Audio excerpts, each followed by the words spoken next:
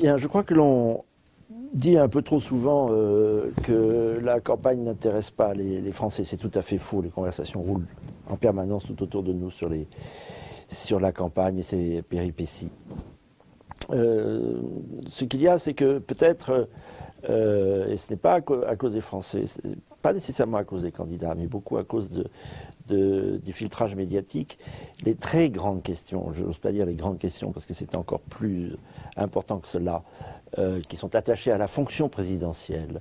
ne sont plus abordées, tenant à la diplomatie par exemple, tenant à la démographie, tenant à la transmission culturelle. Ce dont est garant le président de la République, évidemment la question militaire aussi, la question de la paix et de la guerre, ne sont presque plus abordés dans le débat politique, réfugiés dans les questions économiques, qui sont d'une certaine façon la conséquence toujours d'un pouvoir politique en ordre, d'une nation fière d'elle-même et suffisamment bien avec elle-même, consciente d'elle-même, pour régler les questions économiques telles qu'elles se présentent les unes après les autres. L'essentiel, je répète, c'est la fonction politique dans ce qu'elle a de plus élevé, dans ce qu'elle a quelquefois de plus dramatique, et qui n'est plus abordée comme si la France avait renoncé aux grandes questions, la campagne au fond étant réservée à des questions qui concerneraient plutôt le ministre des Finances ou celui des Affaires sociales. Alors, quelles sont les grandes fonctions présidentielles ? La première, c'est évidemment d'assurer cette forme particulière de la souveraineté qui est l'indépendance nationale par une diplomatie qui soit originale. Et de ce point de vue-là, on peut faire confiance à Marine Le Pen lorsqu'elle parle en particulier de la nécessité de sortir la France de la gangue euro-atlantique. C'est très fort, c'est très puissant, ça induit toute une autre orientation de politique étrangère, y compris en Méditerranée, y compris en Afrique, y compris en Asie, évidemment dans le périmètre européen tout autant. Et ça, c'est de la fonction présidentielle et de la diplomatie. Il n'en est pas question, pas davantage qu'il n'est question des affaires militaires. Le chef de l'État a le pouvoir nucléaire. C'est une grande nécessité pour une grande puissance nucléaire que son peuple, tous les 5 ans, s'interroge sur la viabilité de son appareil militaire, l'importance de cet atout donné à la diplomatie qui est par exemple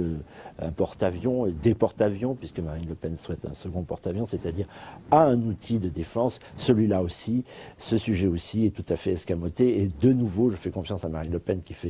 porte l'accent sur les questions de défense et dont on connaît l'attachement à l'indépendance nationale pour être plus crédible que tous les autres qui sont au fond en train de courir après un petit rôle donné à la France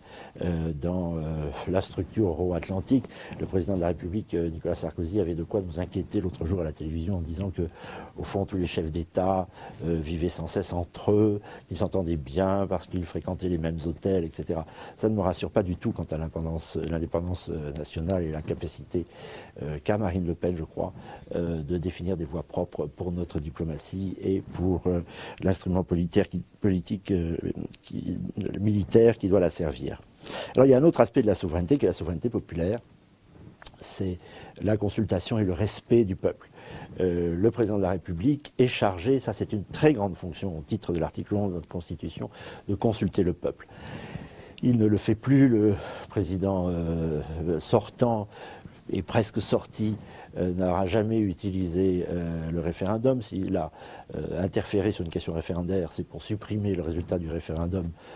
qu'avait fait son prédécesseur. Le recours à l'article 11 que Marine Le Pen veut multiplier en recourant plus souvent au référendum, l'instauration d'un référendum d'initiative populaire, ça c'est la nécessité de renouer le lien fort entre le chef de l'État, le sommet de l'État, par-dessus les partis politiques, par-dessus tous les intermédiaires, ce que le général de Gaulle appelait les notables et les notoires, d'établir un lien direct donc avec le peuple. C'est ce qui a façonné la France depuis le début de son histoire, le lien entre le chef de l'État et le peuple, et le référendum est l'instrument, toutes les formes de démocratie directe sont l'instrument de ce lien qui garantit la souveraineté populaire, donc l'unité de la nation. Et puis il y a aussi, je n'insiste pas là-dessus, cet autre aspect sur lequel la campagne ne revient jamais, la transmission, le souci de pérennité de civilisation, l'amour du pays qui se manifeste par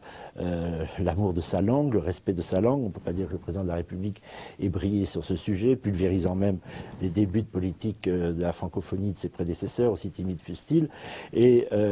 un amour aussi de son patrimoine littéraire. De ce point de vue-là, l'épisode de la princesse de Clèves était très significatif d'une distance très dangereuse entre le chef de l'État et le patrimoine littéraire, car la France est une nation littéraire. Et ça peut aller aussi jusqu'à la défense du patrimoine physique, du patrimoine rural, du patrimoine qui a fait la France, qui est la France. Je prends un exemple, la basilique Saint-Denis est totalement à l'abandon, et ça, c'est un archétype, on peut dire, de l'abandon dans lequel est l'essence, le tissu de la France,